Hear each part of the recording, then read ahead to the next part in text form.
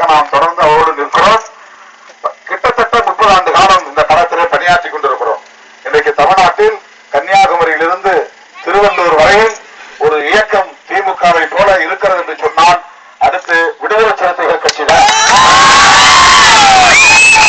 34 தொகுதிகளிலும் நமக்கு வாக்கு வங்கி இருக்கிறது. அப்படிப்பட்ட இந்த கட்சியை வளரவிடாமல் தடுக்க வேண்டும் என்று சிலர் முயற்சிக்கிறார்கள். அதற்கு இடம் கொடுத்து விடக்கூடாது. இந்த வெற்றியை நாம் இழந்துவிடக் கூடாது. மறுபடியும் நாம் வெற்றி பெற்றாக வேண்டும். சிதம்பரம் தொகுதி என்றாரோ அது சிறுத்தைகளின் தொகுதி.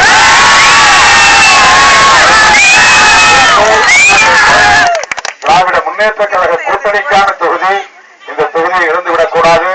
கலைஞர் 90 வயதை கடந்த நிலையில் 1000 கிலோமீட்டர் பயணம் செய்து சிதம்பரம் வந்து கிட்டத்தட்ட 1 மணி நேரம் உரையாற்றி திருமாவளவன் வெற்றி பெற வேண்டும்.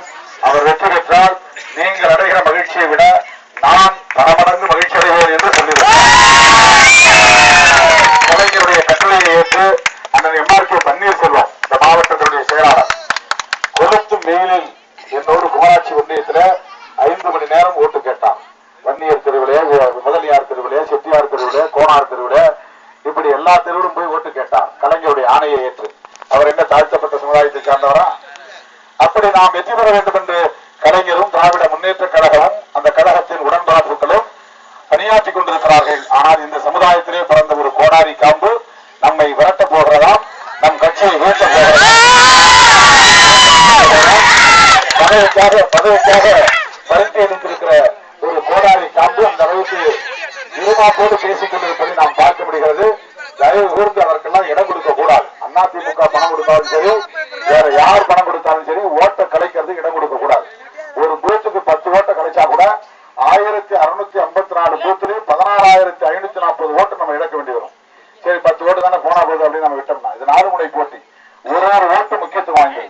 எனவே எனது அன்பு சொந்தங்களே, இந்த தேர்தல் நமக்கு பெரிய சவாலான தேர்தல், நெருக்கடியான தேர்தல், வெற்றி பெற்று தீர வேண்டிய தேர்தல். இது எப்போதும் விடுதலை சிறுத்தைகளின் கோட்டை என்று சொல்லக்கூடிய வகையில இந்த வெற்றி அமைய வேண்டும். எனவே நீங்கள் கட்டுப்பாடாகவும் இருக்க வேண்டும், கட்டுப்பாட்டாகவும் இருக்க வேண்டும், திமுக உடன்பிறப்புகளோடு ஒத்துழைப்பாகவும் இருக்க வேண்டும். தலைவர் கலைஞரின் எண்ணத்தை நிறைவேற்றுவதற்கு உங்கள் பொன்னான வாக்குகளை, முத்தான வாக்குகளை மோதிரம் சின்னத்திலே முத்திரையிட்டு பெருவாரியான வாக்குகளின் வித்தியாசத்தில் நன்றி, வணக்கம். இந்த அழகை பொங்கலுக்கு சுடர்மணி என்று பேசிட்டு வாழ்க்கிறேன். நமக்கு சின்னம்